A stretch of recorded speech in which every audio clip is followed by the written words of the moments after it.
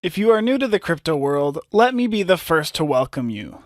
One of the things that come with being new to the space is that you get to hear a lot of different terms that you aren't quite familiar with, like liquidity pool. You may ask what this liquidity pool in crypto is about. Well, simply put, the crypto liquidity pool is an extensive collection of coins that allows a trader to put in one coin and bring out another. As the name implies, it provides liquidity for the market while the traders pay fees for it as they trade and swap their coins. Also, in crypto liquidity pools, you can put in your coins and charge other people trading fees when they make use of your liquidity to swap the coin. So, it is crucial to understand what a liquidity pool is. That said, let's get right into it. Now, let's break this down in the simplest way possible. I believe we already established the fact that these pools aren't your realistic pools filled with water, but rather are smart contracts that allow traders to exchange both tokens and coins even without the presence of a buyer or a seller. That leads us to the traditional stock market and how it works. Stay with me here. The traditional stock market makes use of something called the order book model, where both buyers and sellers write out and submit their orders for how much stock they want to buy and how much they want to buy it for. Once that is submitted, if any of these buyers and sellers meet at an agreed price, they go ahead with the trade transaction as the seller gets his money while the buyer gets the stock. So, when you open up an order book, you get to see a buyer willing to buy, say, 16 stocks at $13.45. While on the other hand, you get to see a seller willing to sell about 20 stocks for $13.80. So, necessarily, if you wish to purchase stocks from, say, Robinhood at the market price, you will have to submit an order to purchase all of the stocks as you wish, at the current price the seller is willing to sell at. And looking at the displayed graph, you are given an idea of how many sellers and buyers there are at different prices. However, it is important to know that this is not exactly efficient enough if you are there to buy or sell, as you need to set a price that someone else out there would be willing to agree with and make a purchase, especially if you want to buy or sell your stocks as soon as possible, or else you may be forced to wait till your price matches what you need. But here's the good thing. There actually is a solution to this, which is a liquidity pool that makes use of an algorithm.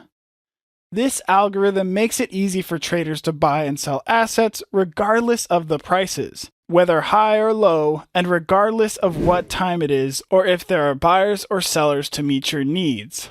Why, you may ask? Well, that is because a liquidity pool is a pool made up of both assets you want to trade for.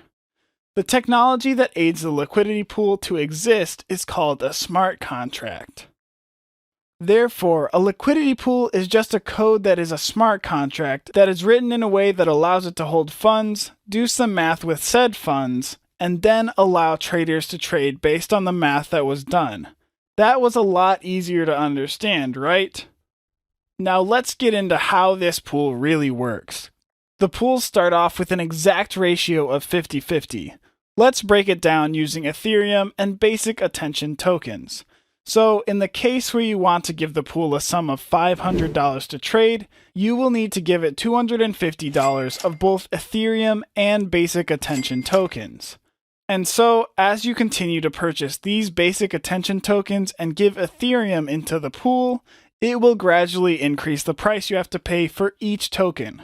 For example, if you start buying a token at $1.30, the second time you purchase, the price may increase by a penny or more, and by the 100th time, you would probably pay around $1.60.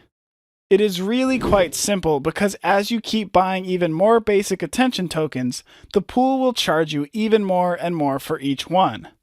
However, that is only because, as we mentioned earlier, the pool starts off with a 50-50 ratio of Ethereum and basic attention tokens, and is expected to remain that way. And so, since you are buying more basic attention tokens and giving in more Ethereum, the pool begins to have a greater number of Ethereum, causing the price to drop. Hence, the basic attention token rises based on the algorithm in use. Now, one important thing that people are expected to take note of is the fact that attached to every transaction made is a tax. meaning it will cost a small percentage of each trade for a trade to be made. One good example of this liquidity pool is Uniswap. This pool allows its users to trade any Ethereum token for any other Ethereum token for a small fee. An importance of liquidity pools to be noted, however, is that if there are a bunch of basic attention tokens, and instead of trading for the Ethereums we have been making use of since the beginning of this video, we trade it for some of the graph tokens. What liquidity pools do in this situation is that they, with the help of decentralized exchanges, get hooked with another entirely different liquidity pool so the trade can be made easily and directly. So, if you mention that you have basic attention tokens and are in need of graph tokens, the decentralized exchange does the first swap of the basic attention token to Ethereum, and then it will do the second from Ethereum to the graph token. The term assigned to this is called routing, which can be very powerful. So now if you hear your crypto friends make use of the term, you know exactly what they mean. Basically, the decentralized exchange will do the good work of helping you route some trades. So you are able to trade absolutely any token on their platform for whatever token you wish, even if there aren't a lot of liquidity pools for the token in question. It is really that simple how liquidity pools actually work. But now that we've been able to properly explain how the liquidity pool works, let's now look at why you would consider pulling your money into one of these pools.